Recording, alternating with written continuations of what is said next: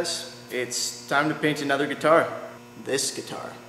So thank you to those of you who voted, particularly those who voted in more than one location and followed the rules, because your vote was counted more than once. So the results are in, and you guys have opted for the painting by hand, the finish with no equipment. And the reason that I was given for that, by those of you who decided to give me a reason, was that a lot of you don't have spray equipment, and you wanted something that you can do without having to make any real investment in that kind of stuff. So in order to be as accommodating as possible, I've decided not just to do it by hand, but to use materials and products that you can find easily, pretty much anywhere. So for at least up until the polishing process, we're going to use stuff exclusively from Home Depot, because I feel like pretty much anybody can access a Home Depot. If you can't, I'm sorry.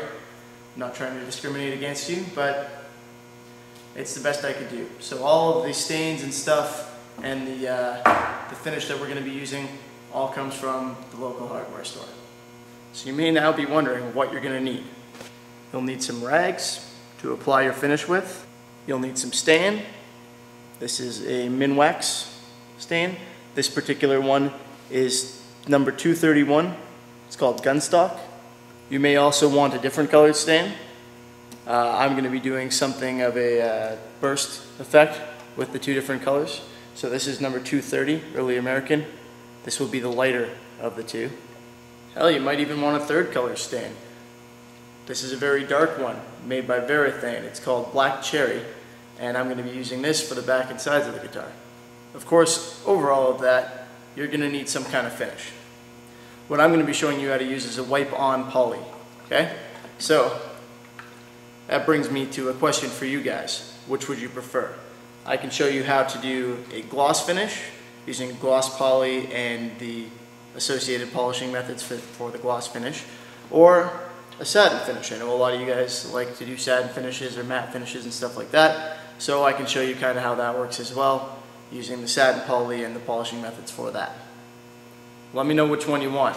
I will be doing this fairly soon, so the sooner you let me know, the better. If I don't hear from anyone, I'll probably do the gloss, but I would really prefer if you guys could just leave a comment on this video or shoot me a message on Facebook or Twitter or something and let me know which one you're looking for within the next few days so that I can get going on it.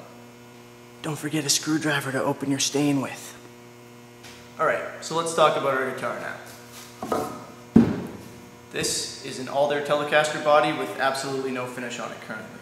So, if you're going to be painting your guitar, you've got one with a finish on it, that's fine.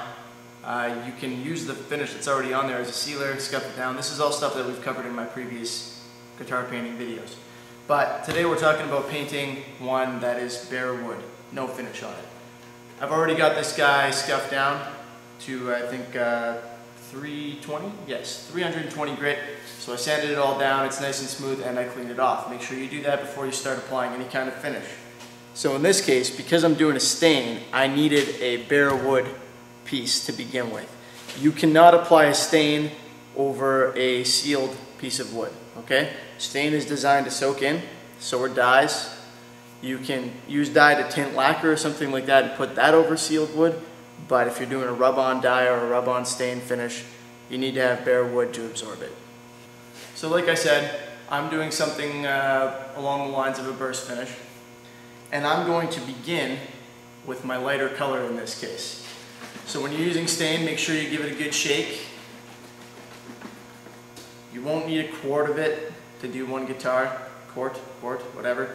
I went out and got one because I use it frequently. So, not just on guitars, obviously. So once you've shaken it up, obviously you can open it up, and we can start applying our finish. There's more than one way to apply a stain. You can brush it on, you can foam brush it on, you can roll it on, you can spray it on. But the easiest, and in my opinion, the best way to do it is just to take a rag and rub it on. So I'm going to bring the camera in closer now, and you can watch me do that, well, closer. Alright, so rubbing on a stain finish is both fast and easy. Yes, you can insert your inappropriate joke there if you want. All you need to do, get some stain on your rag. Try not to get a ridiculous amount of it on there. If you get too much, you can just kind of blot it onto a cleaner area of the rag. If you put too much, it'll make a bit of a mess, but nothing you can't handle. Really, the solvents in the stain allow you to rub it around anyway. So just get some on your rag. If your guitar is sealed already, the stain won't soak in at all, so you really won't achieve anything with this. Keep that in mind. And tighter grained woods won't absorb stain as quickly. They won't get dark as fast. So keep that in mind too. So this is one way of doing it. Just rubbing it in with the rag. Like I said, you can brush it on. You can wipe it on with something else. There's also another method that I really like. You can also use steel wool to rub in your stain. It'll continue to smooth the surface of your guitar, and it'll make sure that the stain gets rubbed into the surface nicely. Make sure that you're using the right kind of steel wool though, and try not to do what I just did there and get way too much stain. Not a big deal, I can move it around. What I'm using here is 4O steel wool, which is the finest that I could find at Home Depot. Like I said, everything I'm using to finish this is available at Home Depot, probably Rona, Totem, whatever you happen to have in the area. So this doesn't absorb the stain like the rag does. It spreads it around. You can use it to kind of force the stuff in. And then when you're done, you use the rag to wipe away the excess. Alright, this is actually a fairly light stain. The reason it looks so dark right now is because a lot of it is sitting on the surface because I have too much. As you build it up, it looks darker, obviously. So now I'm going to wipe away the excess, and you'll see that it's actually a fairly light stain color.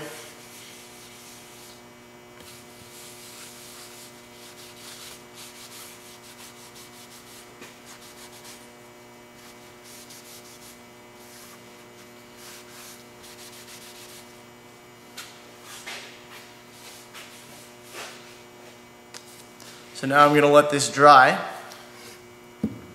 with that first stain on there. You can do a couple coats of this if you need to. Let that first one dry and do another. But I'm going to let this dry and then start applying my second color.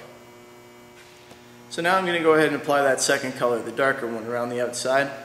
Using essentially the same principle, I'm just going to rub it on. You can use the cloth, you can use the steel wool. Doesn't really matter.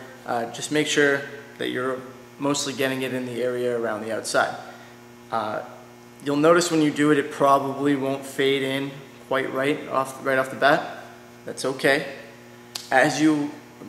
What we're gonna do is apply that stain around the outside and then go back with our first color and use that to blend it.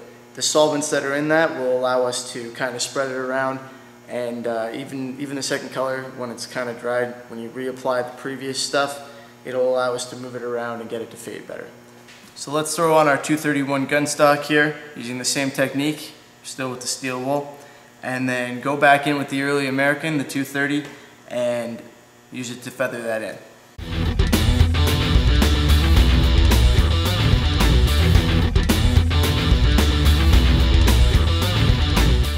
Alright, so now I'm going to come back in with that rag and the MinWax 230 Earl American, my original stain color.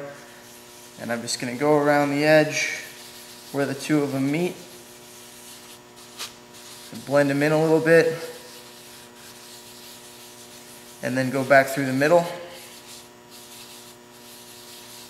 And when I wipe that off, I think this rag might be a little bit dirty and wet for this now, so I'll just use another one.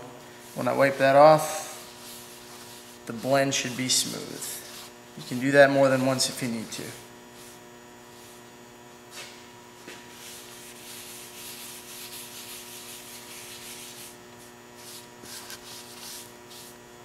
Alright guys, so that's the top of the guitar stain now. There are a couple things I probably should have mentioned about the stain I'm using. First of all, these two stain colors are pretty light, so they're not going to have a huge effect on the tone of the wood. They are going to darken it, amber it up a little bit. Second, I told you that these are numbers 230 and 231. Alright? So what that means is they're very close together. 231 is just slightly darker than 230. One tone darker, in fact. The implication that this has on this guitar is that the burst effect that I've got on there is going to be very subtle.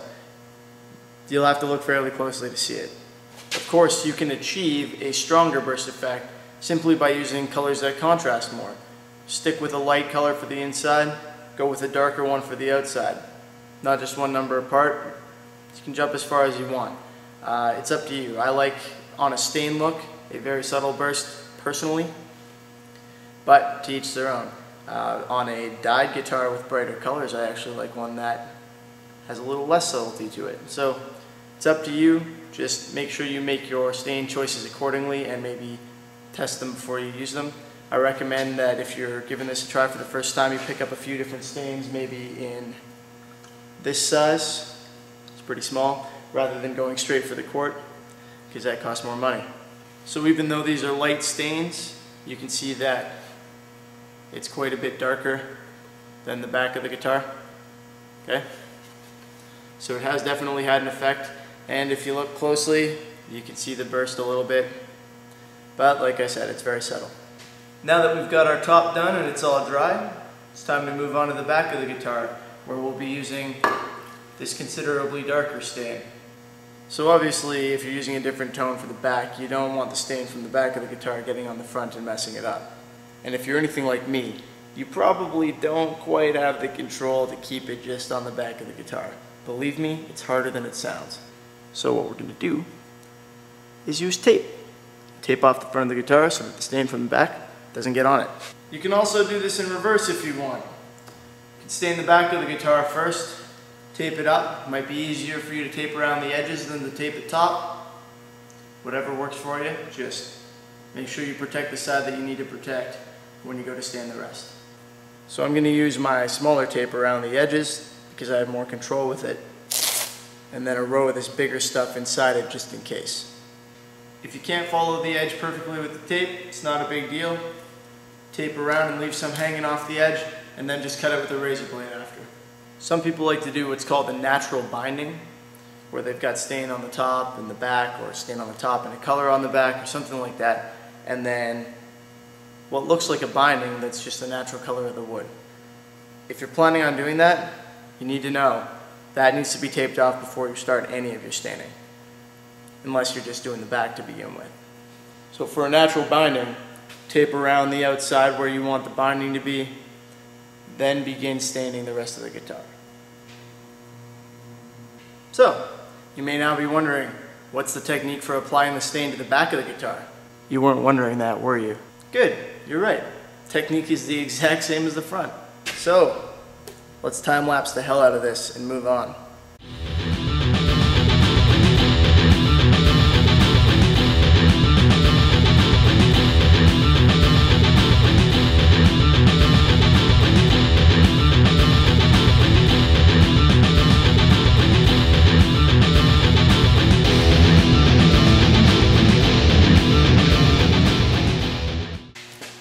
Alright guys, so there we have our nice stained guitar body with the darker back and the very subtle burst effect on the front. So we're going to call that a wrap for today, and in the next video we'll get started on applying the poly and getting the final finish on there. I'm going to be starting on the poly in the next couple days, so don't forget to let me know which one of these you want. As always, if you have any questions about this, don't forget to let me know. That's why we do these tutorials, so that you guys can get your questions answered, so just leave them in the comment section below and I'll do my best to get back to you. Thanks for watching. See you next time.